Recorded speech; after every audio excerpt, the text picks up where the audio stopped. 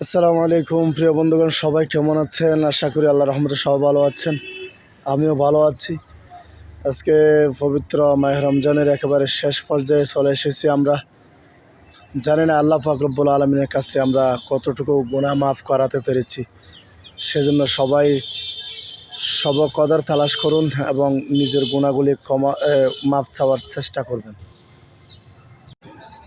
আল্লাহ রাসূল সাল্লাল্লাহু আলাইহি ওয়াসাল্লাম ইরশাদ করেছেন হাদিস শরীফের মধ্যে, সে ব্যক্তি উত্তম, সে ব্যক্তি সবার কাছে উত্তম যার চরিত্র সুন্দর।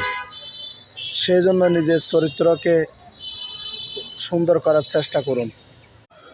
যদি পরিপূর্ণভাবে ঈমানওয়ালা হতে চাও, তাহলে তুমি তোমার উত্তম চরিত্র গঠন করো।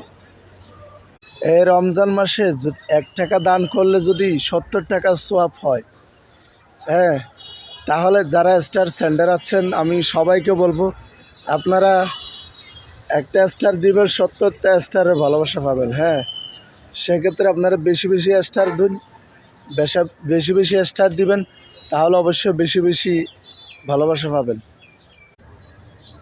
নিজের লক্ষ্য উদ্দেশ্য ঠিক রেখে আপনি কাজ করুন, কাজ চালিয়ে যান। যদি আপনার উদ্দেশ্য সৎ থাকে তাহলে অবশ্যই আপনি সফলতা অর্জন করতে পারবেন।